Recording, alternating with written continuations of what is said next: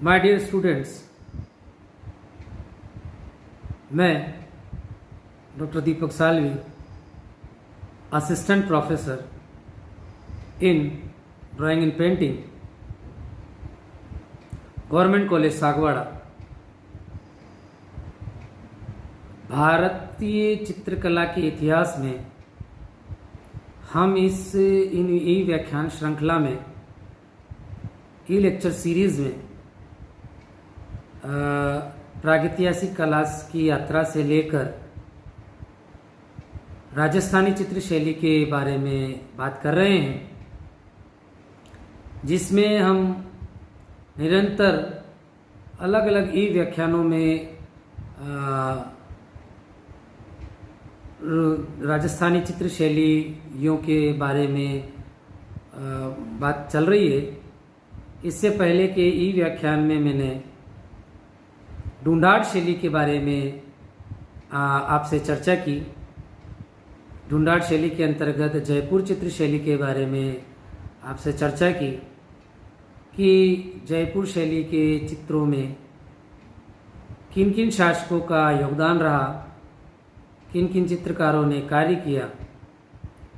इसके पश्चात हमने जयपुर चित्र शैली के प्रमुख विशेषताओं के बारे में हमने बात की कि जयपुर चित्र शैली की प्रमुख विशेषताएं क्या क्या हैं। किसी भी चित्र शैली को उसकी विशेषताओं के आधार पर ही हम उसको पहचानते हैं। तो इसी कड़ी में, इसी श्रृंखला में मैं आज आपको मारवाड़ चित्र शैली के बारे में बता रहा हूँ कि मारवाड़ चित्र शैली भारतीय चित्रकला के राजस्थानी चित्र शैली के किस रूप में हमें प्रभावित करती है। तो मारवाड़ चित्र शैली राजस्थान का, जो कि एक क्षेत्र पूरा रेगिस्तान से घिरा हुआ है, जिससे मरु प्रदेश, मरुभूमि, मरुस्थल आदि नामों से जाना जाता है।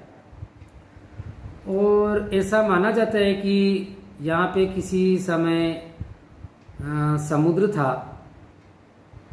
यहाँ के जो हमें पुरातात्विक अवशेष जो देखने को मिलते हैं, पुराने आर्टिफैक्ट्स, उसमें हमें समुद्रों से प्राप्त होने वाली आकृतियों से मिलती जुलती आकृतियाँ प्राप्त होती है, जैसे झील, फल, शंख आदि हमें देखने को यहाँ पे आर्टिफैक्ट्स देखने को मिलते हैं।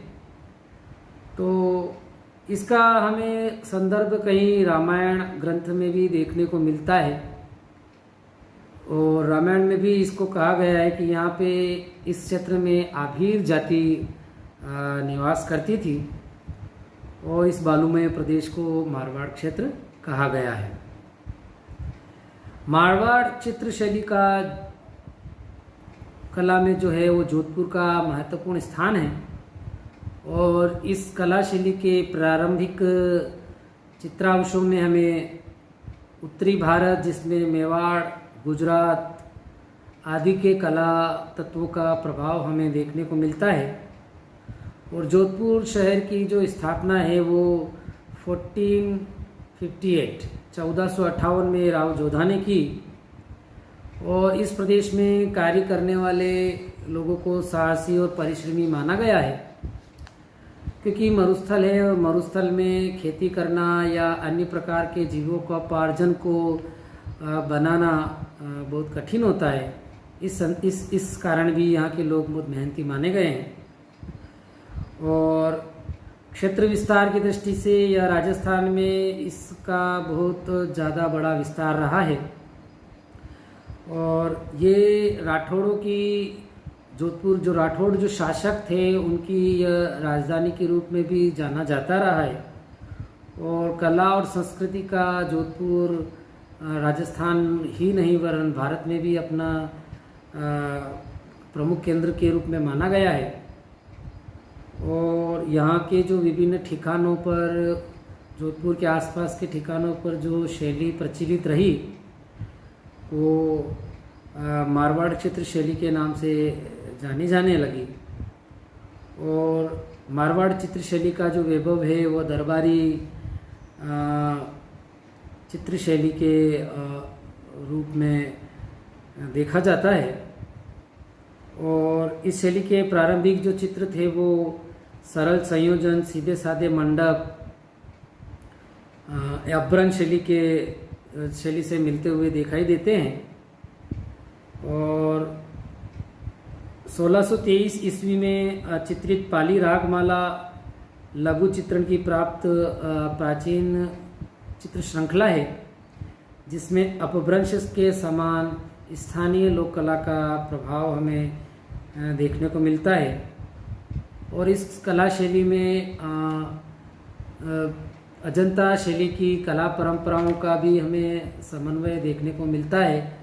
वो उनके भी कई पुट हमें देखने को मिलते हैं, उनके कला तत्व हमें कई देखने को मिलते हैं। और इस चित्रकला की परंपरा में लारा तारानाथ जो प्रसिद्ध विद्वान थे, उनका विशेष योगदान रहा है। और लारा तारानाथ ने इस प्रदेश में आचार्य श्रृंगधर नामक चित्रकार का उल्लेख किया है, जिसने पश्चिमी भारत में यक्ष शैली को जन्म दिया। अजंता शैली के प्रभावित होने के कारण अंग प्रत्यंगों के लावण्यपूर्ण गति, आँख, नाक, कान आदि रूपों का नवीनीकरण हुआ। इस शैली के प्रारंभिक चित्रा अवशेष हमें और्ध निर्युक्ति वृत्ति सन 1060 में देखने को मिलते हैं। इसी के आगे हमें क्रमशः अपभ्रंश से मारवाड़ शैली के चित्रों का विकास देखने को मिलता है, जिसमें ज्ञात सूत्र सन 1130 ईस्वी, पंचशिखा प्रकरण वृत्ति सन 1150 पाली में हुई थी ये चित्रित, द्रव्याश्रम महाकाव्य 1255 ईस्वी, चालोर पांडवचरित 1418, कल्पसूत्र भीनमाल, कल्पसूत्र नागौर आदि ग्रंथ हमें इस शैली के उदाहरण हमें देखने को मिलते हैं। सन 1634 में उपदेशमाला चित्रण बालोतरा में हुआ था। मारवाड़ में भी कृष्ण भक्ति जो थी वो भी अपने चरम पर रही है। और इसी कारण यहाँ पे कृष्ण लीला संबंधी चित्रावलियों का अंकन भी हमें देखने को मिलता है। इसके साथ ही प्रारंभिक चित्रों में भागवत 1610 ईस्वी, पाली रागमाला 1623 ईस्वी, ढोला मारो सन 1630 ईस्वी, उपदेश मालावृत्ति सन 1634 ईस्वी, रसिक प्रिया आदि सचित्र ग्रंथों में भी हमें ये चित्र देखने को मिलते हैं। और इस शैली का जो पूर्ण विकास है हमें 16वीं-17वीं सदी में चित्रित चित्रों को देखने को मिलता है, जिसमें कला और संस्कृति को नवीन परिवेश देने का कार्य राजा मालदेव, जिनका शासनकाल 1532 से 1568 तक रहा, महत्वपूर्ण है। इस काल के प्रतिनिधि चित्रों के उदाहरण हमें चोखे का महल उत्तराधयन सूत्र में देखने को मिलता है, जो आज वर्तमान में बड़ौदा संग्रहालय बड़ौदा में संग्रहित है। राजा मालदेव के पश्चात राजा सूर सिंह 1568 से 1618 तक के चित्र हमें अनेक उपलब्ध होते हैं। इसके पश्चात राजा सूर सिंह जो कला प्रेमी शासक हुए हैं, इनके शासनकाल में डोला मारू, जैसे कि आप चित्रों में भी निरंतर देख रहे हैं कि किस प्रकार के चित्रों का निर्माण कब किया गया, तो मैंने कोशिश की है कि आपके लिए मैं ये भी उपलब्ध कराऊं। तो हम बात कर रहे थे राजा सूरज सिंह, जो कि कला प्रेमी शासक थे। इनके शासनकाल में डोला मारू, रसिक प्रिया, भागवत आदि सचित्र ग्रंथों का नाम विशेष उल्लेखनीय है। इस समय के चित्रों में हमें भड़कीली रंग योजना एवं वस्त्राभूषणों में विलासिता के दर्शन होते हैं। इसके पश्चात महाराजा जसवंत सिंह, जो भी एक कला प्रेमी शासक रहे हैं, का समय भी कला के संबंधी दृष्टिकोण से महत्वपूर्ण रहा है। इनके समय मारवाड़ में कई रचनाएं जिनमें धार्मिक ग्रंथ एवं प्रेम आख्यान लिखे गए। इसके अतिरिक्त प्रहलाद चरित्र, भागवत, रामायण, कृष्ण लीला आदि ग्रंथ भी लिखे गए। इनके समय संगीत एवं कृष्ण भक्ति का अपूर्व विकास हुआ। कृष्ण भक्ति के कारण कृष्ण चरित्र को आधार बनाकर अनेक चित्रों का निर्माण हुआ और मारवाड़ की एक स्वतंत्र चित्रण परंपरा उभर कर सामने आई। इसके पश्चात महाराजा अजित सिंह के शासनकाल के चित्र संभवतः मारवाड़ चित्रशैली के सबसे अधिक सुंदर एवं प्राणवान चित्र माने गए। इनके विषय श्रृंगार रस के प्रसिद्ध काव्य रसिक प्रिया, गीत गोविंद आदि हैं, जिसमें सामंती संस्कृति का सजीव चित्रण प्रस्तुत हुआ है। यही क्रम हमें महाराजा विजय सिंह के समय चलता हुआ मिलता है, जिसमें भक्ति और शक्ति विषयों पर भी चित्रण होता रहा। इस समय के चित्रों में मुगल शैली का प्रभाव कम हो जाता है और जोधपुर शैली के चित्रों में रंग, रेखा, लय सभी राजस्थानी शैली के स्वरूप को अभिव्यक्त करते हैं। नाथ संप्रदाय में आस्था होने के कारण महाराजा मानसिंह के काल में नाथ संप्रदाय पर बड़ी संख्या में नाथों से संबंधित चित्रों का निर्माण हुआ। इनके समय में चित्रित रसराज के 13 चित्र नाथ संप्रदाय के किसी मठ से प्राप्त हुए हैं।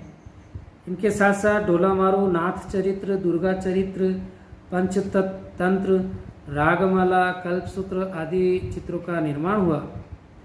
आगे के शासकों के संरक्षण में अंतःपुर के श्रृंगारपूर्ण चित्रों का बाहुल्य रहा, जिसमें चित्रों में महाराजा तथा महारानी के नहीं नायक नायिकाओं का रूप ले लिया और चित्रकारों के प्रमुख विषय बन गए। इस प्रकार मारवाड़ चित्रशैली अनेक शासकों के शासनकाल में पल्लवित होती हुई, विकसित होती हुई अपने पूर्ण यौवन को प्राप्त होकर राजस्थानी चित्रकला की सिरमौर चित्रशैली का गौरव प्राप्त कर सकी है। तो प्रिय विद्यार्थियों, इस ई लेक्चर में आपने मारवाड़ चित्रशैली के उद्भव और विकास और के बारे में और विभिन्न प्रकार के राजाओं के संरक्षण, संवर्धन के बारे में और किन किन सचित्र ग्रंथों का चित्रण हुआ उसका अध्ययन हमें देखने को मिलता है कि हमें किस प्रकार राजस्थानी चित्रशैली को सर्वश्रेष्ठ चित्रों की श्रेणी में रख सकते हैं और भारतीय कला के स्वर्णिम अध्यायों में इस कला शैली की क्या महत्वपूर्ण भूमिका रही, इसको हम देख सकते हैं, समझ सकते हैं। और चूँकि इसको हमने विभिन्न प्रकार के संदर्भों को देखकर, विभिन्न प्रकार के चित्रों को देखकर हमने समझने का प्रयास किया है और मैं आशा करता हूँ कि आप निश्चित रूप से इन्हीं व्याख्यानों से लाभान्वित हो रहे होंगे और निरंतर आप इन ई व्याख्यानों को देखते हैं तो मुझे अच्छा लगता है कि आप निरंतर अपने इस चित्रकला के पाठ्यक्रम को समझने में और अध्ययन करने में रुचि दिखा रहे हैं और आशा ही नहीं पूरा विश्वास है कि आप पूरा मेरे जो ये PDF नोट्स जो मैं विभिन्न प्रकार के अच्छी किताबों से मैं जो आपके लिए सामग्री जुटा रहा हूँ, आप उनका निरंतर अध्ययन कर रहे हैं और आप में से कुछ विद्यार्थी मुझसे पूछते भी हैं किसी विषय के बारे में, तो मुझे अच्छा लगता है कि आप इस अपने अध्ययन के लिए